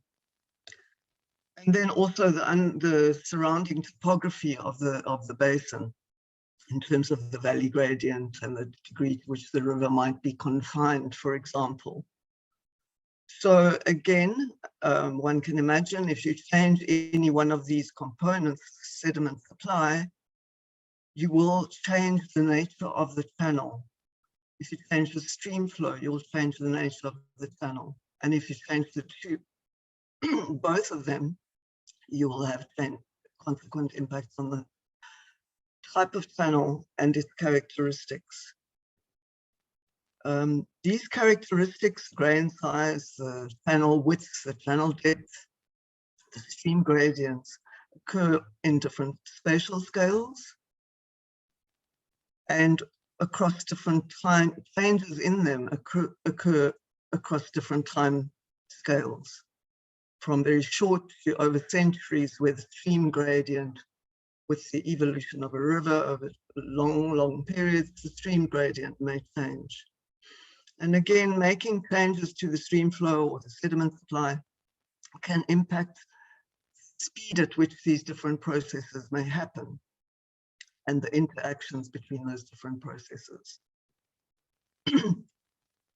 So bearing that sort of physical setup of the river and the interactions that determine the type of channels one has along a river, longitudinally along a river, we also then have the interactions with those with their biology, and the biology then adds several levels of complexity. If we consider again an annual, sort of simplified annual hydrograph with an average year in the blue and the range, a very dry year and a high flood year shown there, different parts of this annual hydrograph may affect the connectivity of the river to the floodplain. So access of, for example, fish to the floodplains can be affected by different parts, changes to those different parts of the flow regime. Different parts of the flow regime, like the flood peaks, may affect the channel form, as we've mentioned already, which affects habitat diversity, which affects the types of species that are, the habitat diversity affects the biodiversity present, the types of biota present. And the different parts of the flow regime also provide cues for different stages of the life history of, for example, fish. The early part of the rising arm of the flood poles may provide a cue for fish migration, for spawning, or for emergence of invertebrate species. And then this variability itself may promote or influence biodiversity and may also help to discourage the invasion of non-native species, which may not be adapted to such a wide degree of variability. So, having had a look at those physical processes and the interactions with the biota, this emphasizes that to enable sustainable hydropower, it means working with these river functions and understanding the river functions and functioning. So basin-wide assessments of the cause and effect links in river systems are needed, which integrates the physical and chemical processes, the biological processes, and the ensuing ecosystem services. There are various methods that people use to do this sort of thing. We at Southern Waters, Kate Brown and myself, use the drift method. Undertaking these basin-wide assessments means understanding these processes, and that can only support sensible planning for climate resilience, for biodiversity conservation, and for human safety and livelihoods into the future. So this idea of the cause and effect links, to elaborate on that, look at river links that we're referring to them as river links. We have, as mentioned now, a set of drivers such as the hydrology, the flow regime, such as the sediment regime, and various others related to those. We have the ecosystem indicators such as biomorphology, birds, vegetation, fish, and we have various ecosystems. This is natural resource use, cultural values, precision farming, human health, impacted by various aspects of those. So changes in these drivers, as we've mentioned again and again, to the flow and to the sediment, and in creating barriers by building these dams, will have forward consequences on all of these aspects, social well-being and ecosystem integrity.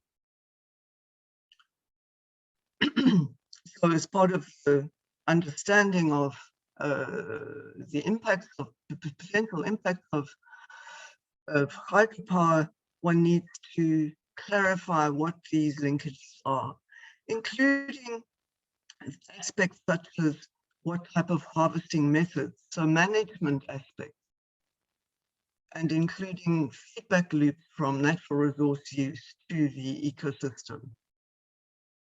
It becomes important to understand the whole system and these forward and backward linkages. So as mentioned, to really understand that, we need basin level assessments.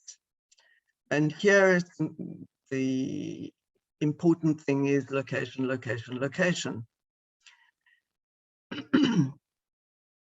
We can use these functional river links to help to identify and rank hydropower development options according to the potential options and configurations according to the potential severity of local and basin-wide impacts on the ecosystem.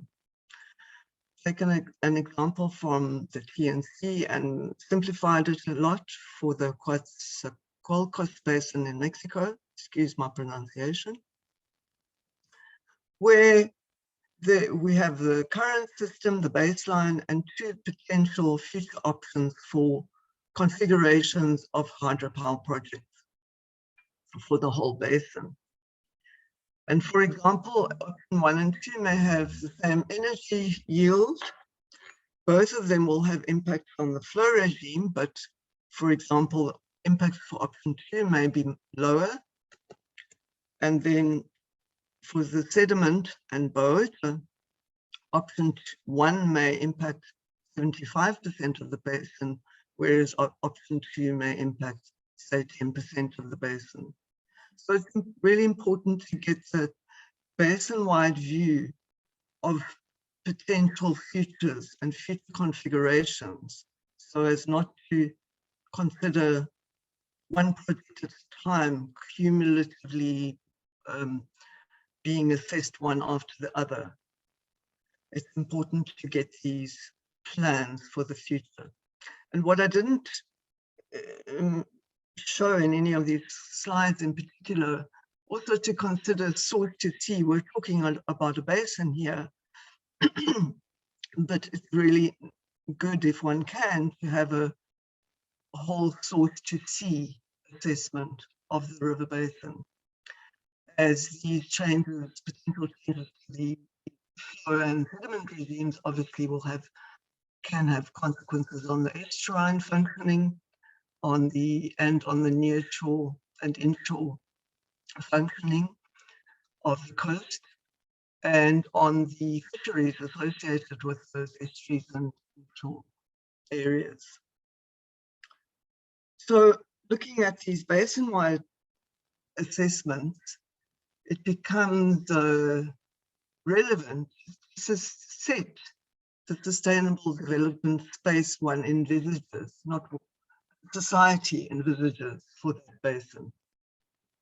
So as part of that, stakeholders should agree on the allowable alteration of a river system so that the basin can retain its natural processes to whichever degree, so that species diversity and abundance is retained to whichever degree, and the associated ecosystem services and cultural values.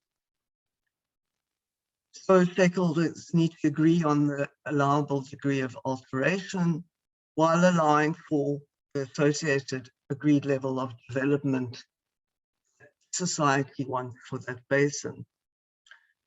And obviously, we've looked at, in the previous slide, the configuration may have large differences in potential impacts on the system, but also, of course, the quantity. So multiple projects magnify the impacts.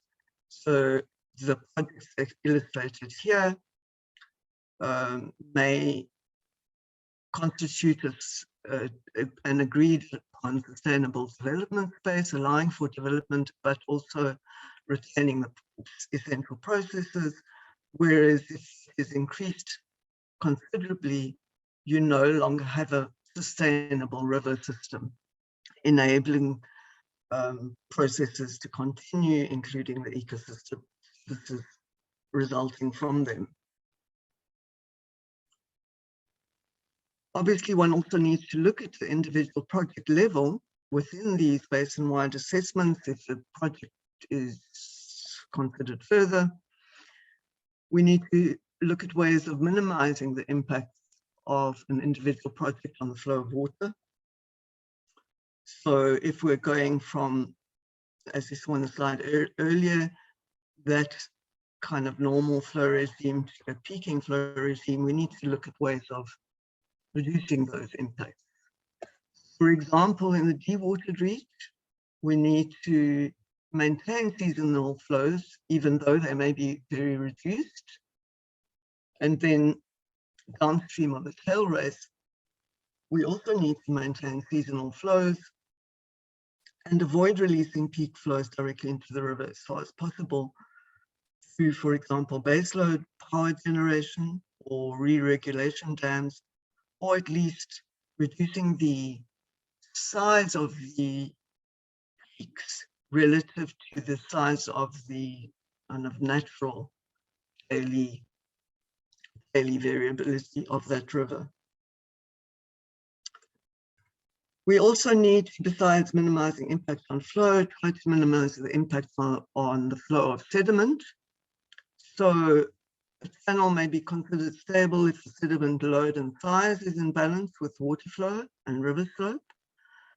But if the sediment load decreases through building a barrier, a dam, the bed is likely to erode, the riverbed. If the sediment size decreases, the riverbed may erode. If the flow increases, or if you have these peaking flows, the bed will likely erode. And we know that peaking flows are also associated with bank erosion and slumping. So these changes have impacts on erosion, on width and depth of the channel, on bank erosion and slumping, and can have quite major impacts on the associated areas. We also need to try to minimize impacts on the flow of plants and animals. Obviously, there are also direct impacts on the biota from changes to the flow and sediment regimes, but many animals many animals and plants move along rivers. For example, fish, eels, and prawns may migrate for breeding, and insect larvae and plant seeds and parts may drift downstream and disperse in that way. Considering fish, there are various ways in which, where hydropower projects are put in place, upstream migration barriers are potentially solvable through various designs, like attraction mechanisms to enable fish to locate entrances to fishways. And these involve changes, adjustments to the design of powerhouses, spillways, etc. The actual fishway designs and other mechanisms of moving fish upstream. These designs are changing and improving over time. We also have more knowledge about how they do and don't work and fail and don't fail. And we know more about their requirements and their flow requirements as well. You need a certain amount of water in the river system for them to work at all. The downstream migration of adults or larval drift is impeded by the length of the reservoirs and the changes in water velocity, which means that they can't find their way, they lose their way because the velocity has changed, for example. So there are various methods evolving as well that help to guide fish safely to the downstream bypasses with various degrees of success, and spillway design changes for safe downstream passage. Impacts can be minimized, can be reduced. We can't exactly say they can be minimized, but they at least can be reduced somewhat. So just in summary then, rivers obey the laws of physics. And if we understand those and how they work, we know that changes in flow and sediments from hydropower projects change the whole river system. The biology is affected and interacts with that and adds levels of complexity. So to enable sustainable hydropower, we need to work with the rivers and the river functioning. We need these basin-wide assessments of cause and effect links, which integrates the various physical, chemical, biological processes and the ensuing ecosystem services. And that's, thank you. Thank you very much. Thank you very much, Alison. This is a very interesting points you make related to the hydropower sector. So we touch something different, another renewable energy. And I think the main message we can take from your presentation is that at the end, location matter a lot.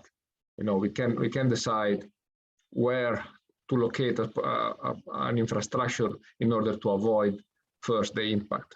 And the second message is that also we need to take into consideration not the project, all the project itself, so the building of the dam itself, but its location inside the basin. So evaluating the whole river basin can give us a lot of more insights and allow us to maybe to develop this infrastructure in a more ecologically and environmentally friendly way.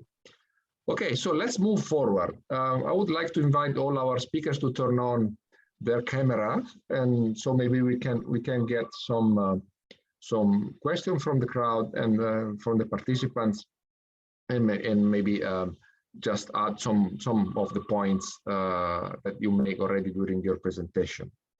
So we already have some interesting questions coming in. Most of them are related to other kind of energy, but I want to start with one question from myself. It's something that I think all of us working in the environment sector have received sometimes in our career is, why should we care? Why we need to consider, for example, to locate the project in another position and spending maybe more money just to avoid the impact on, I don't know, a bird, still a bird or a fish, you know? So why and how we can convince our policymakers and our decision makers that biodiversity matter in energy development? Who wants to start? Maybe we can start with Ivan. Yeah, that's good. Thanks, Francesco. Well, I mean, why we should do it? Basically, because the benefits of properly planning outweighs the costs of ill-planned developments. I think the economic argument will always win.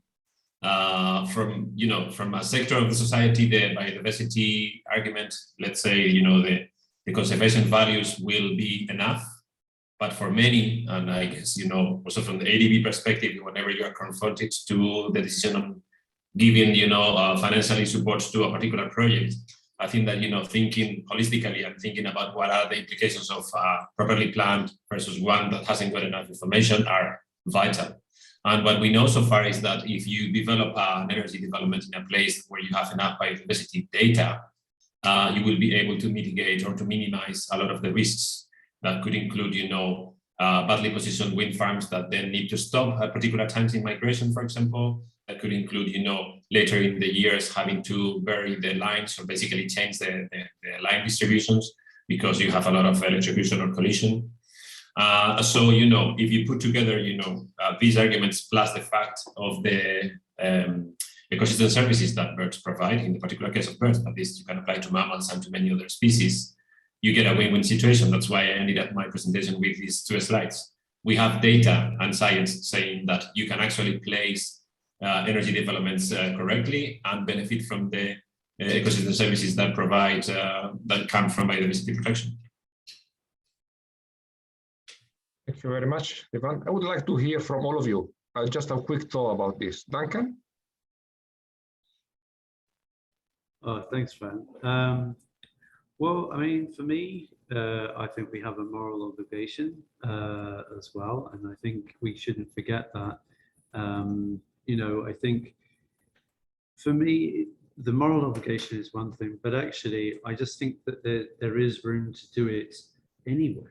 I think what we've demonstrated here today is that it can be done. So why shouldn't we? I think it's just lazy if we don't do it. And I think that, we'll regret it. There's so many situations you look around the world where, decisions were made with infrastructure projects, and you look back at them now and you think that was a really bad idea. And there's nothing you can do about those things now. So I think, once you put these things in place, it's far better to do it right the first time round rather than it causing, and as we've seen, Tris would talk about this maybe a bit, that you're literally talking about making extinct iconic species, and the same with hydro, species of fish going extinct because, sturgeon in the country I worked at in Georgia, they're going extinct, and it's just because of pure bad planning, and it can be avoided. So I feel like it's our moral obligation to do it, but also I think it can be done. It's not impossible. Maybe I'll stop there and others come in. Thanks. Thank you, Duncan. I strongly agree with this for you as well. Tris, what do you think? Yeah, absolutely. Climate change is an existential threat to the planet, to all life on this planet, and to humankind, but so is the biodiversity crisis. And so to be trying to deal with one whilst exacerbating problems in another doesn't make sense. These are the 2 great challenges that the world faces. So we have to be as keen to address the biodiversity issues as the climate change issues. And the good point is it's eminently achievable for renewables because there's so much scope to choose safe locations. And also, as the point I made about the great Indian bustard, as Duncan says, this is an iconic species, the world's heaviest flying bird, one of the truly great animals of the Indian landscape, a real iconic species of the scrublands habitats of India. So we should care about it for that reason. It's also an integral part of that ecosystem, and those ecosystems are playing an important role delivering functions that are of huge value to society. But also, as I say, if we were allowed the great Indian bustard to go extinct, it would be providing ammunition to those sections of society who don't wish to see us tackle climate change, who don't want to see more renewable energy growth. It provide them with a reason to say, oh, look, renewables are a bad idea, they wipe out species. So even if you purely care about seeing lots of growth of renewables, you shouldn't want to see the adverse publicity for that sector generated when poor decisions are made. Thank you very much, Tris. Lastly, Alison. Yeah, I'd like to agree with the moral obligation and the need to avoid the loss of important iconic species, for example. But I think the sort of easy examples of why we need to care is for example, badly positioned hydropowers or bad cumulative impact from multiple hydropower projects can have devastating consequences on really important fisheries, and therefore on the socioeconomic, the people who rely on those fisheries for their livelihoods and food. So that's good reason for us to care, I think. Yeah, thank you very much. Okay, I see we have a few questions coming in. There is one which is strictly related to that, and say, are there any studies or research that elaborates the monetary benefits of implementing biodiversity management to compare the cost that the project has to expend for implementing risk mitigation? So I guess is a question related to cost and benefits analysis, also related to wildlife conservation. So any of our speakers want to jump in?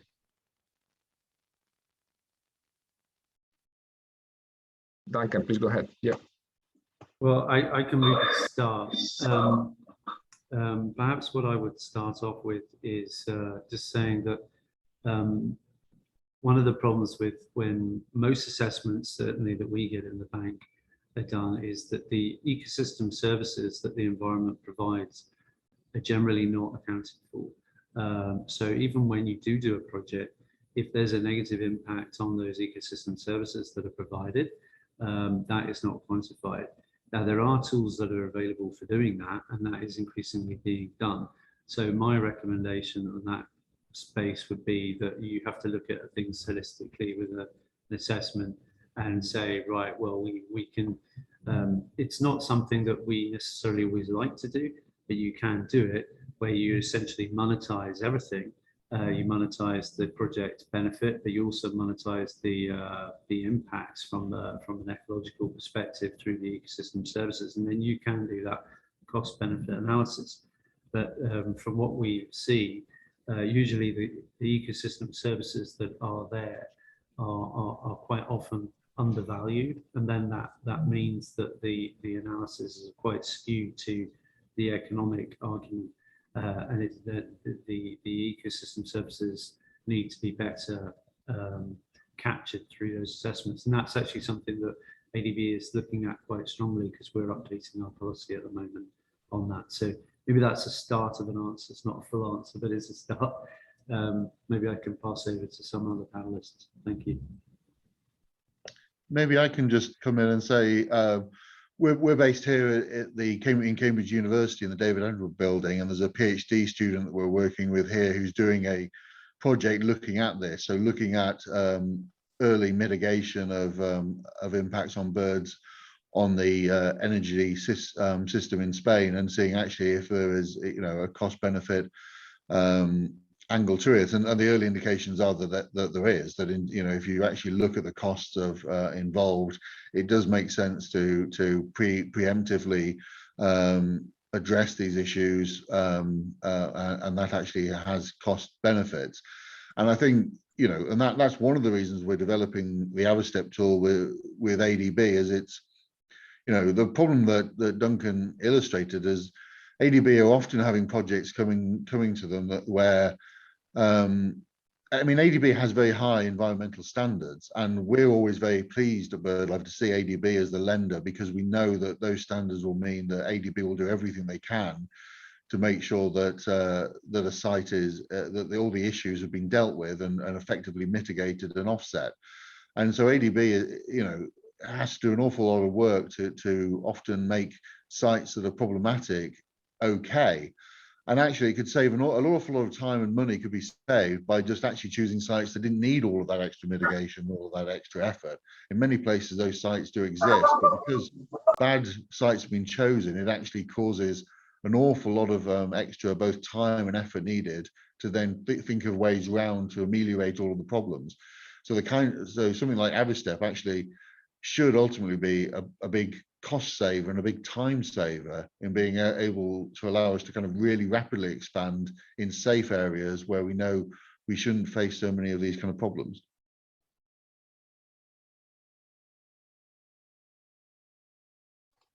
Thank you very much, Duncan and Tris. Yes, these are all important consideration that we have to do when we do a cost analysis for project anyway. I would really like to see more of this calculation and consideration when we evaluate the financial revenue of a specific project. Also, not just from an ethical standpoint or a moral standpoint, like everyone was highlighting, but also we have substantial benefits also in terms of economy and social benefits as well. Okay, we have a few more questions. I know that we are running short of time, but maybe if the speakers don't mind, we can stay maybe 10 more minutes on to try to answer at least some of them. Unfortunately, some of them are for Ute, who has to leave, especially where a question related, for example, to the blue economy and sustainable development in small island developing state. Maybe, I don't know if any of you has experience of renewable energy in small island states. How do you have any idea? Ocean energy, for example, tide energy, but also offshore wind could be a huge power source for these states. Do you have any opinion about it? Which kind of environmental and wildlife consideration we should consider in developing renewable energies in small island states?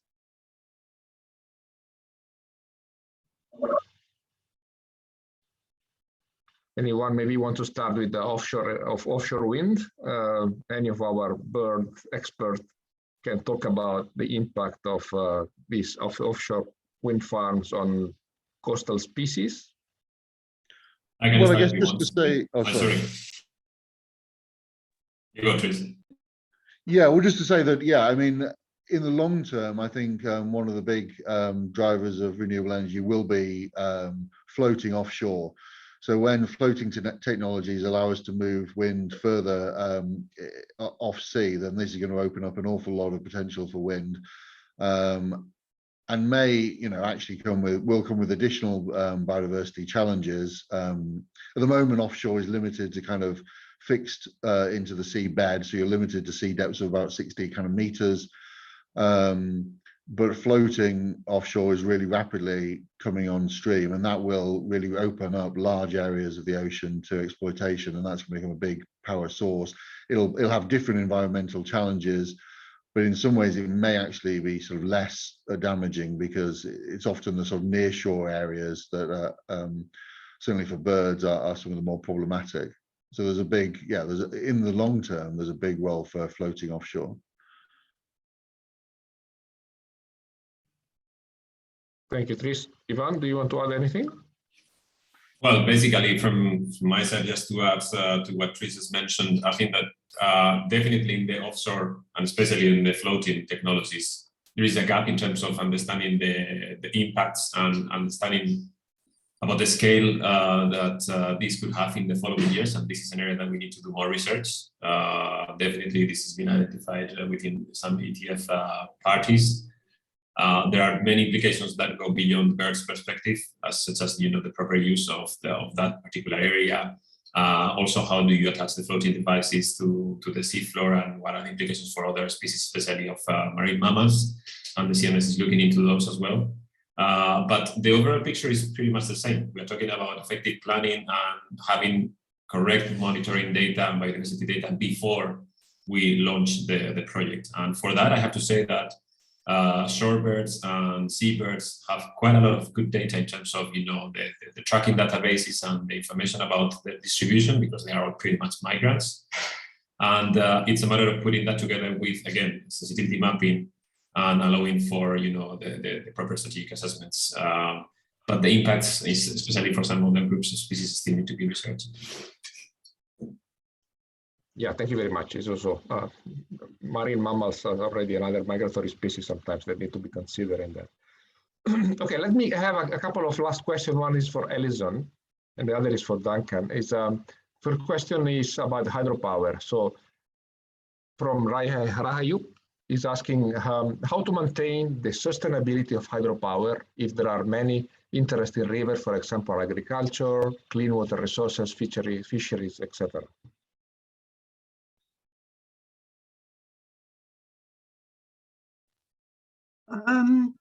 I'll try to answer if I've understood the question correctly. Yes, it's a process of negotiation as to what the desired and collaboration as to what the desired future state of the system should be. So some river basins, for example, the Okavango here in Southern Africa has the Okavango River Basin, the Mekong has the Mekong River Commission. And in theory, those organizations will decide on the future status of the river, balancing what is required for development of those regions. And you can imagine in Africa, we need development, we need new economic sources of economic activity. So people are keen for irrigation and dams to happen and power generation dams to happen. But there are limits, and people acknowledge the limits as to the extent to which impacts are acceptable. And again, just reverting on, I'm sorry to talk about Southern Africa rather than Asia, but you can imagine again with the Okavango River, the biggest needs for development are in the upper reaches of the river in Angola, but the impacts are felt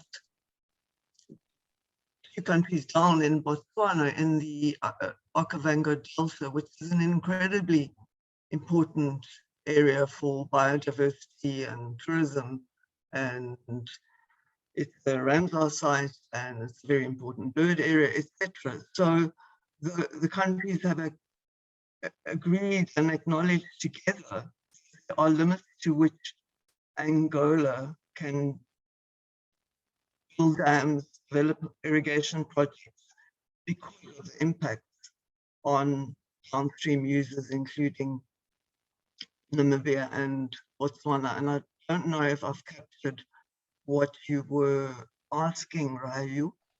I hope I have. I think the question, it was mostly conflicting uses of water, right? And how can we ensure that all these users are correctly addressed? You know, also, there is a big issue, especially in Asia, is transboundary conflicts. You know, some countries using the water for others. So again, I think the whole basin approach that we were talking about before, even transnational basin, would be very important to address these kind of Yes. issues. Okay, let's move to the last one. Duncan, I'm going to ask you this because you are a safeguard expert. So the question is, how many years will be needed to learn how a power infrastructure might affect biodiversity in an area? Well, that's a very good question. And I think the short answer is we don't know. I think the problem is that, let me just put it in an Asian context, because a lot of work has been done in renewable energy development and transmission work in Europe and North America. And I think Ivan shared the slide which showed the amount of studies that have been published. And you know, the amount in Asia is tiny compared to the rest of the world. So really, we're at the start of finding out what the impacts will be. So I think it will be some time really before we know what the full impacts are. But we can't wait to find out the answers. So I think that's one of the reasons that we need to work on a precautionary basis when we're doing these things and try and avoid impacts rather than thinking about what is the impact and is it significant or not. But one thing that I maybe will mention, and I'll give a plug for Ivan, and maybe Ivan, you can talk more about this, is there's a post-construction monitoring guideline coming out by the ETF later this year, which is designed to try and address that gap in knowledge. And so it can help us understand what the impacts will be. Because, you know, in wind farm work, you often do collision risk modeling and you kind of try and work out what will happen. what really happens in reality can be slightly different. And so I think that's something that this post-construction monitoring handbook is supposed to do. So maybe I can quickly let Ivan jump in to talk about that, and he can give us an idea of when it will be released, because I think that would be helpful for answering that question. Thank you. Yeah, thanks, Duncan. I'm afraid I don't have a lot of new information on that. I don't know, maybe if Tris has. I know that they are still in the consultation phase, but really close to having it finalized. And as you said, it will be a critical piece of information that we are all expecting to have soon, but I cannot really tell you the exact dates because we are not behind the driving seat here. I don't know if maybe Tris has got, but unfortunately, I cannot give you a lot of more information on this. Yeah, I believe it's very close to being ready. I'm attending a meeting on Friday where they're showcasing it to the sort of advisory group. I think a kind of almost near finalized version. So I suspect it's literally sort of weeks away from being released, and then it'll be available through the CMS Energy Task Force website and promoted heavily. We'll do some promotion around it at BirdLife and other things. I mean, we will definitely, once we have the dates, I think that there's going to be a specific event about the launch, of course, but then we will dedicate specific meetings to this and to some of the materials that we are planning already this summer. But as per the specific date of the launch of this one, I cannot really confirm at the moment. Okay, thank you very much. I think we reached the end of this today event. I wanted to, of course, say thank you to all our panelists for their excellent contribution, and also to all the people, attendees, especially our government representative that kindly agreed to join us today. So next step will be another event. We'll be focusing on coastal development. Will be held next month. We will find all the necessary information on the webpage that has been shared in the invitation, and also the presentation and the recording of today's event will be shared with you directly online. So the next event will be the 23 of June. Will be a bit earlier in the day, so we hope to have more participants also from the Pacific countries to join the next event. So again, I wish also to say thank you. I use thank you to all the team that was working on the background to help me facilitate today's session. And thank you very much again, and see you next time. Thank you, Francisco, and others. Yeah, thank you very much. Thank you very much.